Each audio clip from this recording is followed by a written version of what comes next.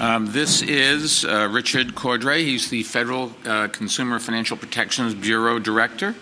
And you all know our great commissioner, Jonathan Mintz, of the city's Consumer Affairs Commission, which drives me crazy. Thank you. No, actually, he does a very good job. It's our pleasure to welcome to New York, Richard, the director of that bureau, and it's no secret that he's been an admirer of New York City's Consumer Affairs Unit, which says that sometimes needs a reality check. Thank you. Or, I mean, are you guys cousins or something like that? That would explain it? Feels like it now. Okay, well, good. All kidding aside, we have every reason to be proud of this federal agency and every reason to be proud of New York City's Consumer Affairs Department. Our Consumer Affairs Department, you should know, is the first of its kind in any city in America, and over its 44-year history, it has always been a pioneer in informing, empowering, and protecting consumers. And today we're glad to be joining Richard's agency in a trailblazing new partnership in this area. So you don't need to hear it from me. Much better to hear it from the horse's mouth, as they say. Comes from Ohio, which is sort of over and down, if you want to look at a map. It is one of the great states in this country, and we were reminiscing before. Catherine Sebelius's father used to be governor of Ohio, and she was governor of Kansas. So long history in the Midwest. Anyways, Richard, all's yours. Thank you. Thank you, Mayor Bloomberg. I don't know whether to neigh or speak, but thank you for having me here today. It's great to be in this city, which is so central to our consumer financial marketplace as well as the broader global financial system.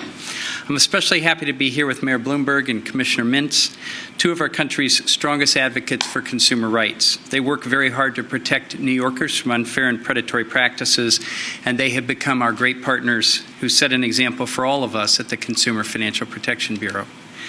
The work done every day in this city embodies three fundamental beliefs that we hold at the Consumer Bureau. First, we need all hands on deck to protect consumers in the financial marketplace. Indeed, cities have a special role to play. New York has embraced this responsibility by addressing the needs and vulnerabilities of financial consumers and has built a strong infrastructure for consumer protection and for financial empowerment.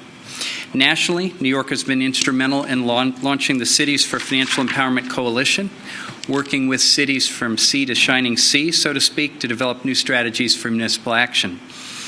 Second, consumer protection is fully consistent with a vibrant, competitive, free market for financial services, a belief I know is shared by Mayor Bloomberg, one of our nation's most gifted entrepreneurs. No business should get ahead because of unfair, deceptive, abusive, or discriminatory practices.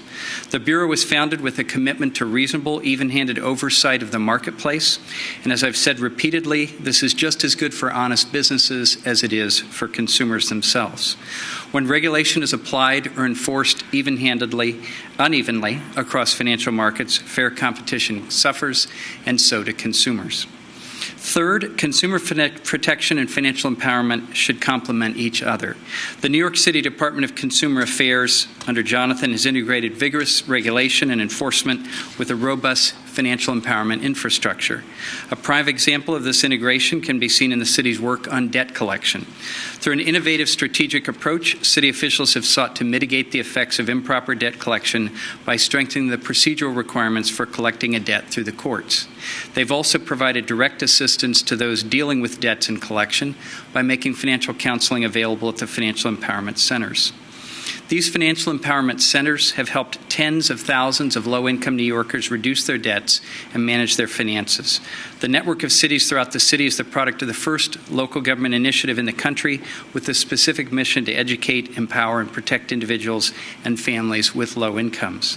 Some of these centers specifically target residents of public housing and use financial counseling to strengthen the positive impact of workforce development and other programs.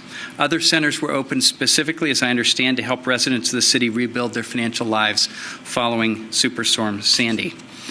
I can appreciate what this work means because my own public service roots are in local and state government in Ohio. There I learned how powerful these broader coalitions can be to deliver value to the public. At the Bureau, we're learning from and building on the consumer protection practices that are working in your city.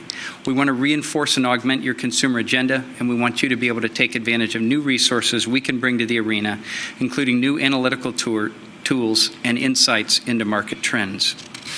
We know that debt can devastate people's lives. A person gets very sick, a spouse loses a job, a parent gets swindled by a scam. The unexpected costs add up, disrupting the careful balance of people's financial lives. Sometimes the responsibility for spiraling debt lies with the individual. Sometimes it rests with financial service providers that ensnare customers in complex, confusing, or even predatory products. Whatever the reason, it's our job at the Consumer Bureau to help consumers navigate the financial marketplace and protect them from irresponsible and illegal practices. Partnering with cities is essential to our efforts. You're on the front lines, you resolve many problems, and you serve as an early warning system for evolving issues in the consumer financial marketplace. We wish we'd had this partnership in place and the Bureau in place long before the financial crisis devastated our communities. The Cities for Financial Empowerment Fund already uses New York as a guidepost to support and encourage other cities to build financial empowerment centers. We likewise want to know what you're seeing in order to inform what we should be doing. So today we're announcing that we're partnering with New York City and the Mayor's CFE Fund to work with other cities to build their own capacity for consumer protection and financial empowerment. We're already working with cities in a number of ways. We've entered into a memorandum of understanding with New York City and the City of Chicago to work more closely on a broad range of consumer financial protection issues. In Newark, we've set up an arrangement for people who call the local 4311 hotline with a consumer question or complaint to be connected directly to our consumer response team. Today's announcement will build on this work and the work happening here in New York and throughout the country. The bottom line is the Consumer Bureau is working to improve daily life for all Americans. People need someone standing on their side to see that they're treated fairly. They deserve and are entitled to our best efforts on their behalf. We can do better together than alone, and thanks to your enlightened and generous city officials, we will be teaming up to do just that. Thank you. Well, thank you, Richard. It's exciting, and it's an honor to join you and the Consumer Financial Protection Bureau in a new national partnership.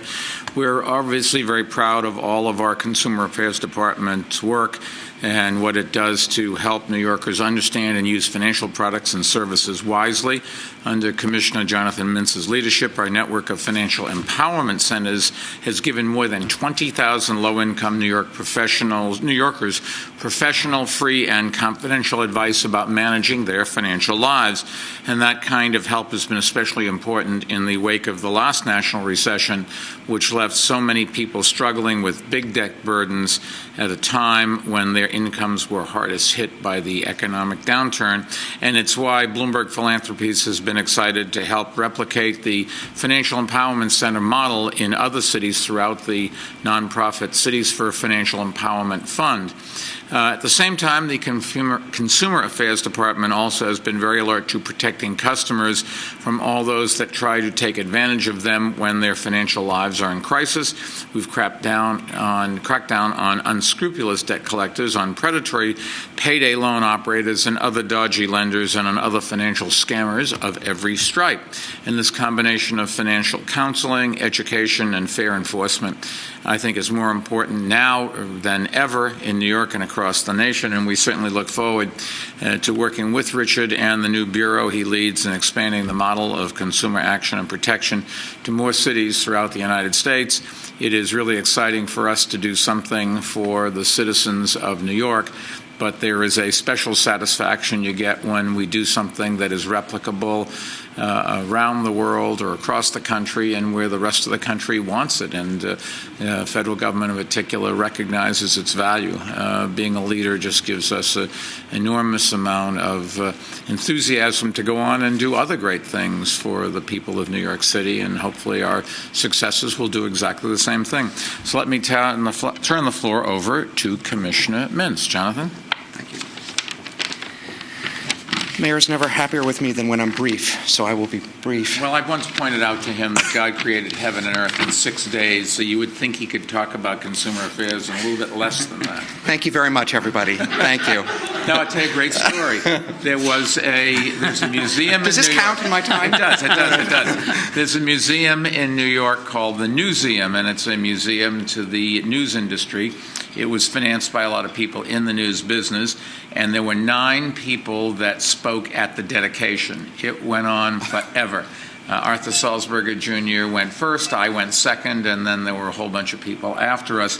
The last speaker was the Chief Justice of the Supreme Court, Justice Roberts, who I've known for a long time, and he stood up there and he endeared himself to everybody in the audience, regardless of their political persuasion, by saying, to be a good speaker, you've got to know what your audience wants. So in conclusion, let me say thank you for coming, and he sat down. I don't want to put any pressure on you, but...